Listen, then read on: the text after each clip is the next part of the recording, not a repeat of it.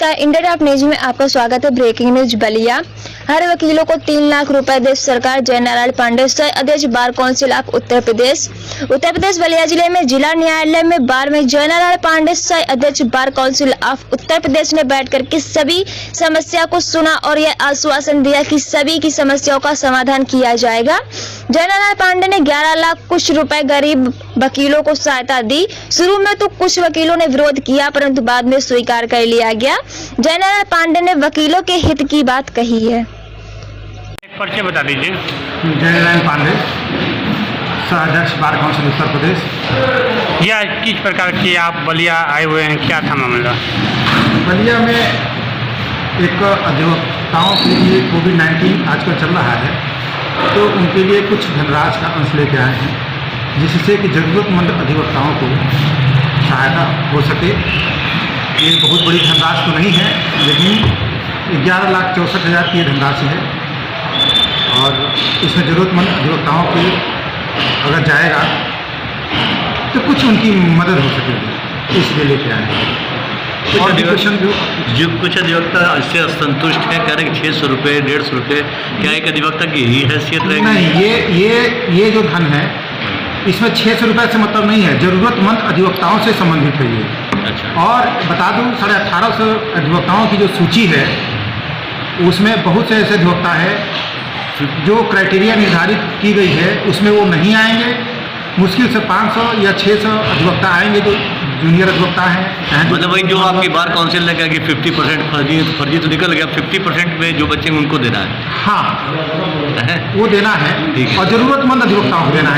जो नीडी है। Bar council ने नीडी और ग्रीडी में अंतर करना पड़ेगा। जो नीडी एडवोकेट हैं उनको देना है और उनको सहायता करनी है ताकि वो आगे बढ़ सके। ये जो आप धनराशि दे रहेंगे किसी गवर्नमेंट की तरफ से आपको मिली है?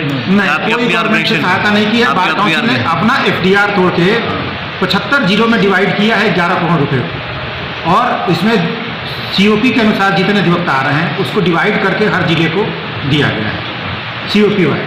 अब चूँकि लखनऊ जो बड़े जिला हैं उनको बड़े अमाउंट जा रहे हैं, जहाँ पे सदस्य संख्या ज़्यादा है, जहाँ कम है सदस्य संख्या उसके अनुसार यहाँ पे 11,60,000 के आसपास जो है यहाँ पे आ 11,60,000। सभी बार काउंसिलों के सहयोग से विचार विमर्श करने के बाद एक रिट फाइल की गई है और सुप्रीम कोर्ट में कहा गया है कि 3 लाख रुपये कम से कम हर अधिवक्ता को एज ए लोन ही दे दें। सहायता तो दे नहीं सकते, एज ही लोन दे दें। जब हमारी स्थिति होगी तो हम उसको वापस करेंगे, वो भी विदाउट इंटरेस्ट मांगते हैं। हम इंटरेस्ट नहीं देंगे। अगर हमें 3 लाख मिल जाता है, जब हमारी स्थिति सही होगी तो हम किस्तों में उसको वापस कर देंगे जब हमारा कोरोना खत्म हो जाए। क्योंकि मार्च से कोई भी अधिवक्ता काम नहीं कर पा रहा, कहीं काम नहीं हो रहा है, किसी को कोरोना हो रहा है, किसी की कई चीज़ें, कई प्रॉब्लम है। शहर में मकान किराए पर लेकर अधिवक्ता रहता है, किराया दे नहीं पा रहा है। जब काम नहीं होंगे तो कहाँ से क्या करेगा? इसलिए सुप्रीम कोर्ट से गुहार की गई थी।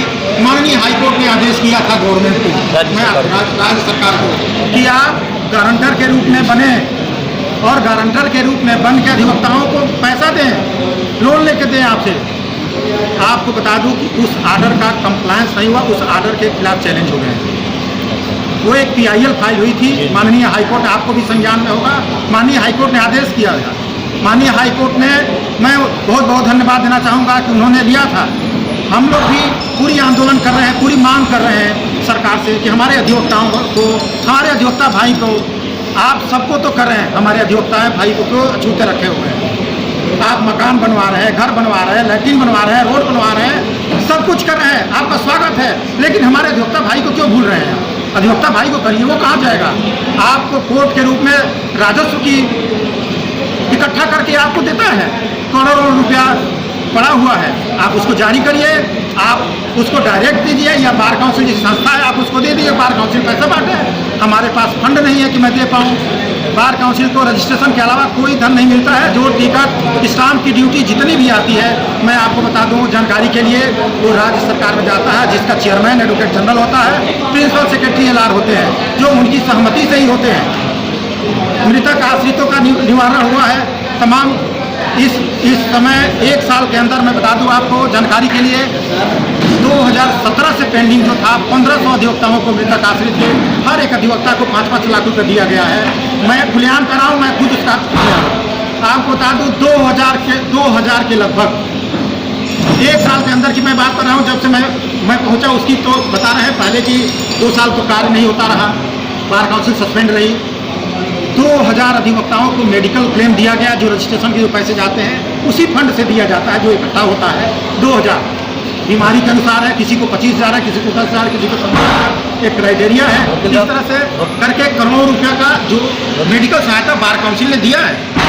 वकील साहब एक चीज़ और आपकी बार काउंसिल के हिसाब से उत्तर प्रदेश की देखिए 1800 जरूर है, लेकिन सभी अधिवक्ताओं को नहीं था। एक नाम से बना हुआ है जिसका जमीन जायदाद ज़्यादा है, शहर में घर है, गाड़ी है, उस तरह से अगर बन रहा है तो हमें लगता है कि मैक्सिमम ये जूनियर अधिवक्ताओं के लिए सहायता राशि के रूप में थी। सीनियर तो अपने आप क्लेम नहीं करेंगे, 1800 क्लेम नहीं करेंगे, मुश्किल से 600-700 अगर क्लेम करते हैं तो 600-700 अगर क्लेम करते हैं तो 11 लाख में उसकी अमाउंट अच्छी जाती। लेकिन 1800 अधिवक्ता यहाँ क्लेम करने हमारे समझ से नहीं आता कोई, क्योंकि बहुत लोग सक्षम है, बहुत सक्षम है, जूनियर अधिवक्ता भी सक्षम है, लेकिन एक सीमित संसाधन के द्वारा जितना हम कर सकते थे उतने ही कर। नहीं, आपको नहीं लगता कि मतलब और जिलों के हिसाब से बलिया को कम पैसा दिया गया है? हर जिलों को उसके सीओपी क्या धारक क्राइटेरिया है इसके देने की? इसका सीओपी धारक जितने अधिवक्ता हैं उसके अनुसार मिला है। सीओपी के COP अच्छा, एक सवाल और मेरा है कि बार काउंसिल ऑफ इंडिया ने कहा कि आधे वकील फर्जी हैं, इस मामले में क्या कहना है आपका? आधे वकील फर्जी है। देखिए मैं बताना चाहूँगा, इस फर्जिफिकेशन को हटाने के लिए बार काउंसिल ऑफ इंडिया ने सर्टिफिकेट ऑफ प्रूफ प्रैक्टिस के लिए फॉर्म भरवाना शुरू किया, जिसमें 5 वकालतनामा है। 5 वकालतनामा के साथ फॉर्म भरवाया, सीओपी धारक निकलवाया।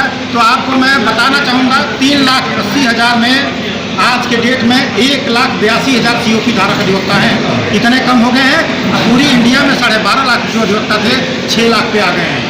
और ये आज की डेट में अब बार काउंसिल उत्तर प्रदेश अपना रजिस्ट्रेशन कराने के लिए 1 जनवरी से जो है इसने ये कर दिया कि जिसके मार्कशीट वेरीफाई होंगे और वेरीफाई होकर आ जाएंगे उनके 30 दिन बाद रजिस्ट्रेशन होंगे।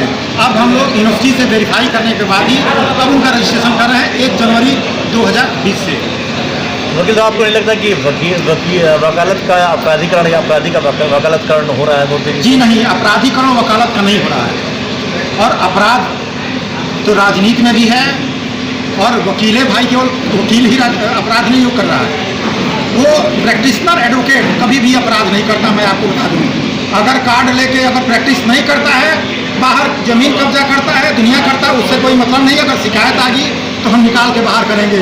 लेकिन इस कैंपस में रहने वाला जो दिन रात मेहनत करके अपनी रोजी रोटी चलाता है, मुकदमा लड़ता है और प्रैक्टिशनर एडवोकेट है, वो कभी भी अपराध नहीं करता है। सुप्रीम कोर्ट सब्सक्राइब करें इंडिया टॉप न्यूज चैनल और बेल आइकन दबाना ना भूलें। इंडिया टॉप न्यूज अपने क्षेत्र की खबरें सबसे पहले पाएं।